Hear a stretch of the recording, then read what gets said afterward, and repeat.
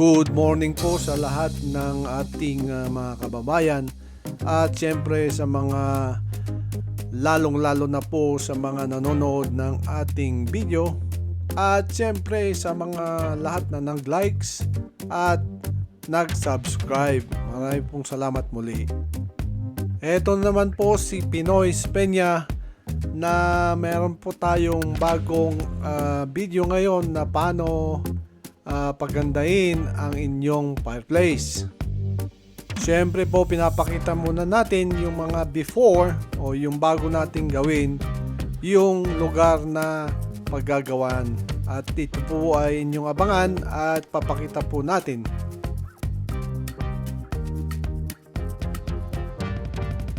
At siyempre naman bago tayo gumawa, dapat na siyempre lalo pag maganda yung lugar, lagyan po natin ng papel yung ilalim ng ating paglalakaran at siyempre yung ating paggagawan. At siyempre ito po ang gustong gusto ng may bahay na laging malinis po yung ating gawa. At isunod natin po yung mga electrical natin na lalo na't yung iba nito ay ayaw nating mapinturahan. Kaya po alisin na natin yung mga plate cover at saka kung ano pa ang mga nakakabit lalong-lalo sa mga outlet. Katulad po nitong 6 outlet na combination. Lagi po nating tandaan na kung mas malinis yung ating gawa ay siyempre matutuwa ang ating mga kababayan na pinagagawan natin ng kanilang mga lugar. Siyempre, katulad nitong maliit na bagay na to, pag hindi po napinturahan nito kahit na nasa likod na ito ng paggagawan natin, pero siyempre, malinis pa rin. Kaya po natin pinapakita itong bulb na to para doon sa fireplace pag sinindihan po ito. Siyempre ang unahin po natin ay maglalagay po tayo ng base para doon sa ating cabinet. Ito ay 2x4 po lamang na meron kayong kasamang scrap na kahoy doon sa ilalim para yun po ang ating pag-i-screwhan. At ito na nga po yung ating ilalagay na cabinet at ang ating importante lang dito ay yung kanyang harapan. Yung tagiliran po nito ay masyadong rough at hindi po finished. Ito po ay unfinished na cabinet.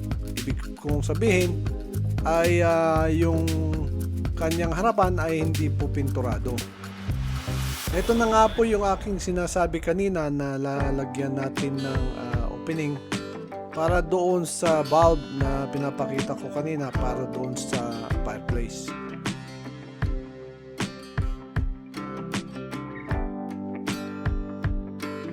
Isunod na rin natin po yung ating outlet.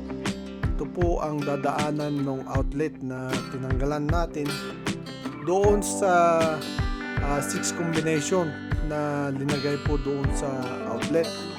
At dito po ang kanyang opening. Ito pong kinakat natin ito po yung cabinet sa likuran naman niya. At syempre naman mapapadali yung ating gawa o kaya yung trabaho pag kumpleto po yung ating gamit. Katulad po nitong gamit na to ay pang lagari ito ng mga ganyan o kaya sa mga mahirap lagariin. At pwede nyo pong orderin ito sa Amazon o kaya sa mga hardware store. At meron pong cordless nito at meron ding may cord na regular na saksakan o pwedeng isaksak sa kuryente.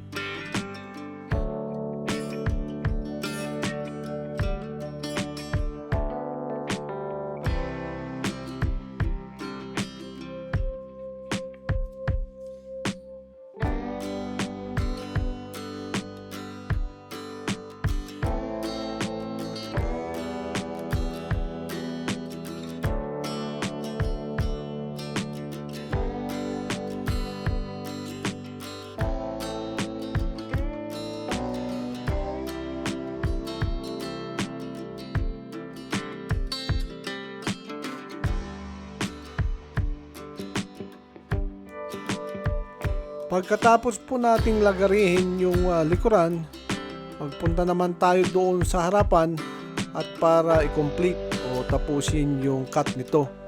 At alam na natin yung ating pinaka-ending ng cuts.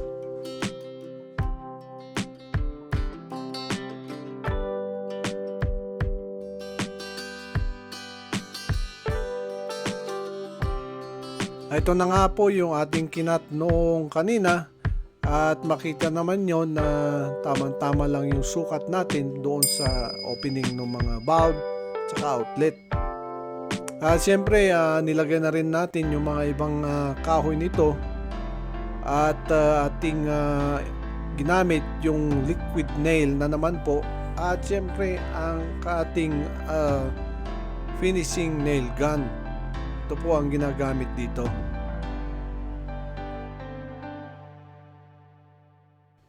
Ang ginamit po natin dito na karamihang kahoy ay 2x1s. Ito po ay finish na smooth po itong ginagamit natin dito. At bumili rin tayo ng buong plywood na 3/4 ang kanyang kapal. At ito po ay ating nilagari para naman po ay magamit natin sa ating tamang sukat kung saan po natin gagamitin yung plywood. Katulad po nitong nasa tabi, ito po ay medyo kompleto na at natapos na lang natin yung 2x1 at ito po ang itsura ng ating ginagawang cabinet ngayon.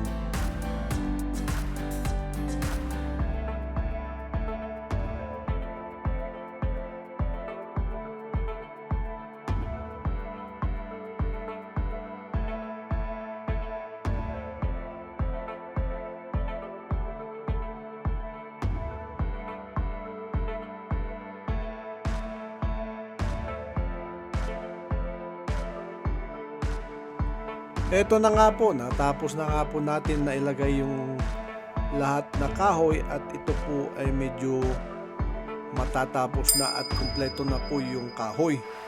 Ito po ay 3 shelves po lamang, matataas po at yun po ang sabi ng may bahay na ganito po ang gusto niyang cabinet. At syempre lahat pong ginamit dito na pako ay manipis o kaya yung maliit at yung pang finishing po. Katulad po ng sinabi ko kanina na ang ginamit po natin dito ay finishing nail para po doon sa ating nail gun po. At ito po yung ating ginamit na pako gawa ng DeWalt at nabibili rin ito sa ating local hardware store. Ito na nga po yung cabinet na may kasama pong shelf na 2. Bali magiging 3 po ito, isa po doon sa pinakamababa at 2 pang kasamang shelves. Yung loob po nito ay finish na, kaya pag ito po ay pinunturahan yung labas, na kailangan po lagyan natin ng tape yung loob para hindi naman mapinturahan yung finish na product na o kaya yung smooth na, para naman hindi magtuklap yung pinintura natin doon sa finished product. Ano po? At dito naman po sa corner na ito po ay medyo atin pong kinatam o kaya grenine para naman po maganda yung pagkaka-fit ng kahoy.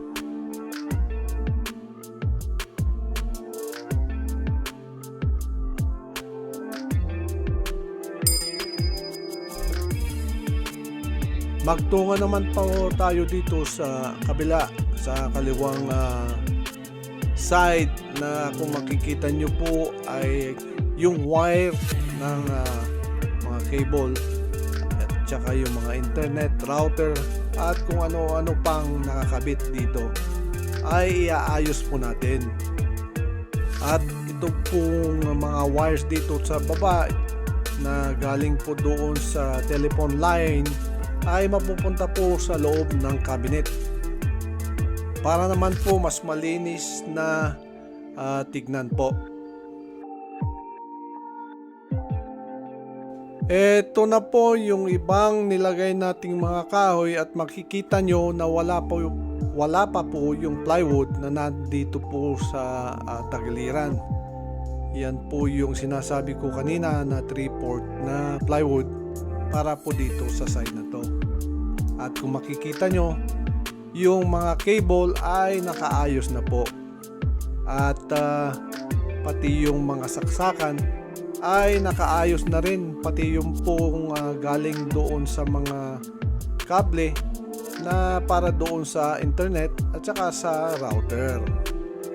At kanina po nakita nyo na yung mga cable ay kung saan po galing, at ito na nga po medyo unti-unti na nasa ayos na po. At syempre yung ibang cable ay ayusin pa po natin. At syempre ito naman po si Pinoy Peña na nagpapasalamat po sa lahat ng nag-subscribe.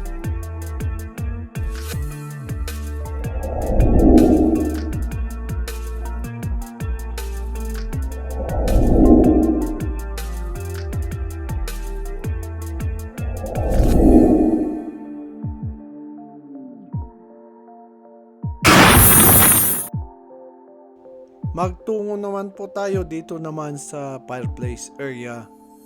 At ito po ay ayusin natin. Ito na nga po, naglagay na nga po tayo ng 2x4 para doon sa mantel. Ito po ay ating paggagandahin. At siyempre, mamaya-maya nga lang atin din pipinturahan.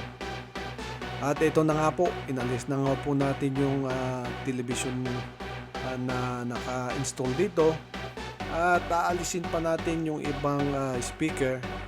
At ito na nga po, inalis na rin natin yung malaking kahoy dito na 4x6 para kailangan pong palakihin natin ng konti ito.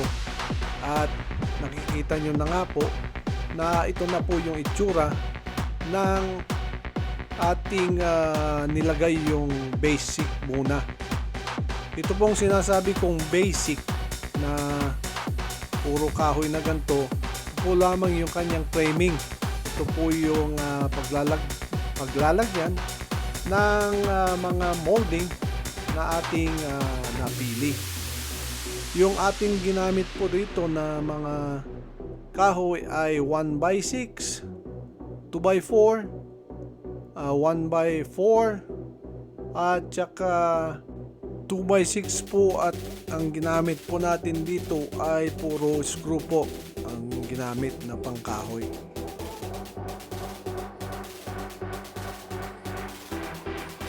Eto na nga po, atin pong in-install na o nilagay na po yung mga molding na kung dapat nating ilagay. Ito po ay yung ating molding na pinagkakat natin, at ito na po yung kanyang itsura ng ating mantel para po doon sa fireplace po.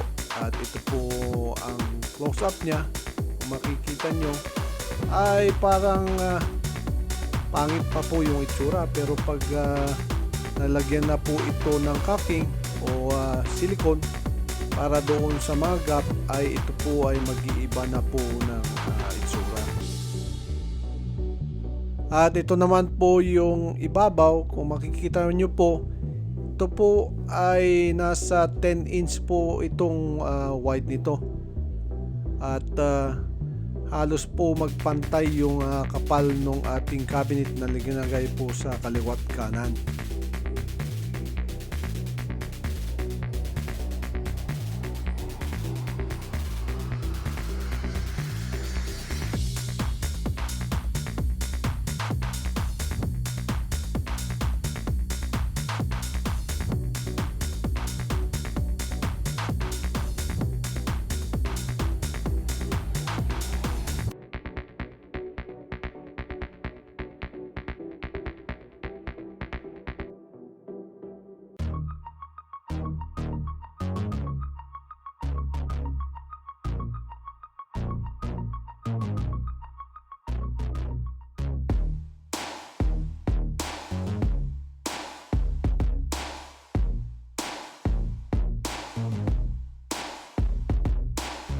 Eto na nga po, prepare na po natin yung mga pipinturahan at nagdagdag pa tayo ng papel doon sa ating flooring para po wala po talagang mapipinturahan, at yung ibang nakasabit na yung speaker ay tinanggal na po natin para naman po hindi siya mapinturahan.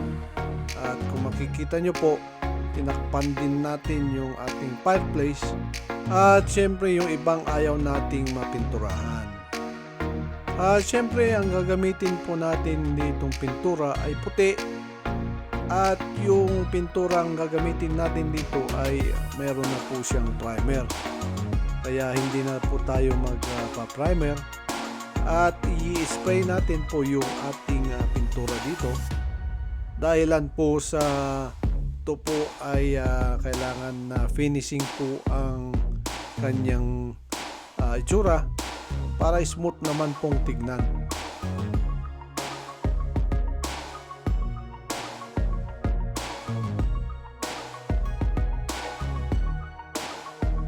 At dito naman po sa kabila, katulad po ng sinabi ko kanina, na inayos na po natin yung mga wires at saka yung mga cable. Ito na nga po, ito po ay napinturahan na, at katulad po ng sinabi ko kanina na puti po at kasama po yung primer na dito. Ayaw, kung makikita nyo po ay ito po ay puting puti na finishing paint na po ito.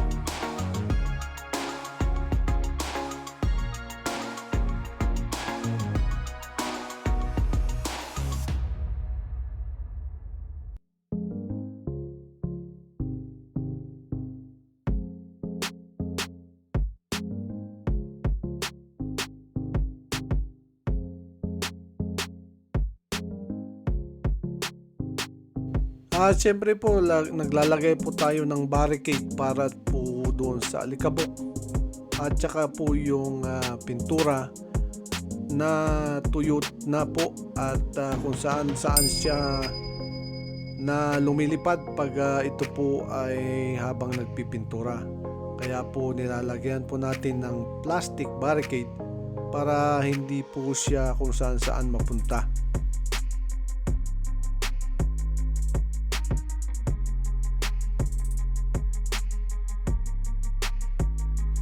Ito na nga po yung kanyang finishing na ating nilinis na po yung lugar.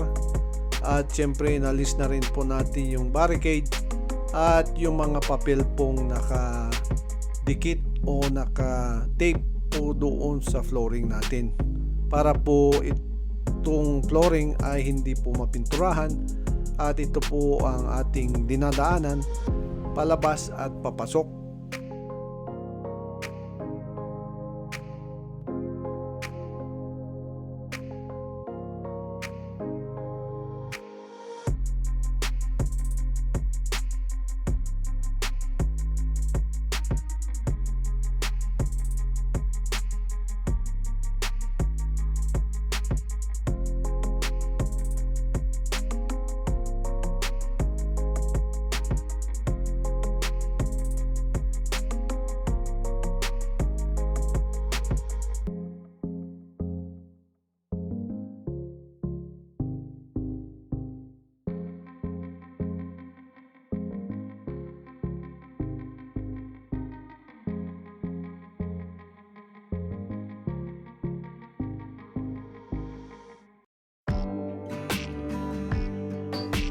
At syempre po nagdagdag na rin po tayo ng electrical wiring para doon sa ating ilaw doon sa cabinet. At ngayon ipapakita po natin itong ilaw natin. At yan na nga po. Ito po ang ating ilaw na LED na RGB. Ito po ay maraming kulay na inalalabas. At ito po ang uso o modern lighting dito ngayon sa Amerika.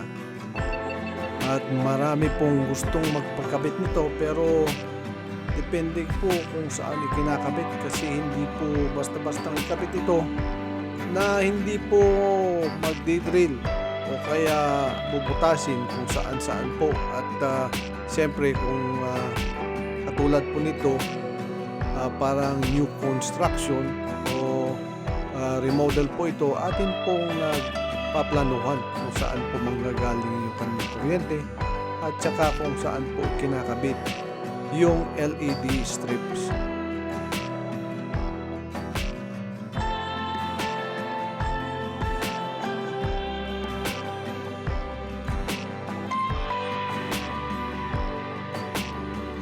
Ito naman po ang isusunod natin. Kung makikita nyo po ay nakalagay na po yung stones sa ating walls. At yan na po ang kanyang itsura. At hindi na po natin na ipakita yung paglalagay nito. Pero sa susunod pong video, tayo po ay magagawa uli kung paano pong ilalagay itong stones na ito.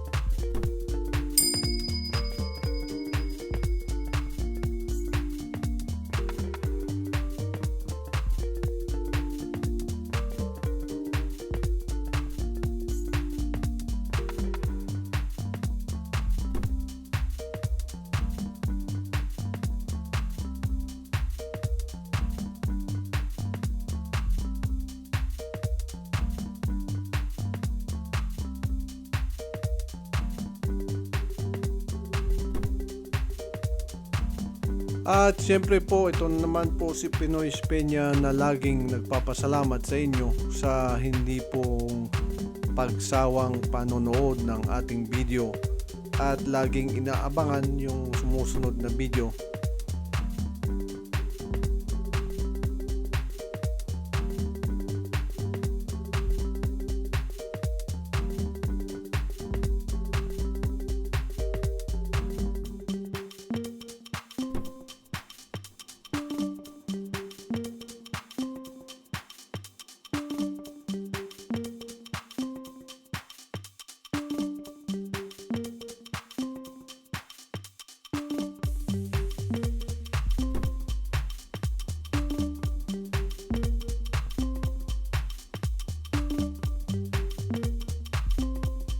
At syempre po, huwag niyo pong kakalimutang laging mag-likes pag kayo po'y nanonood ng ating video.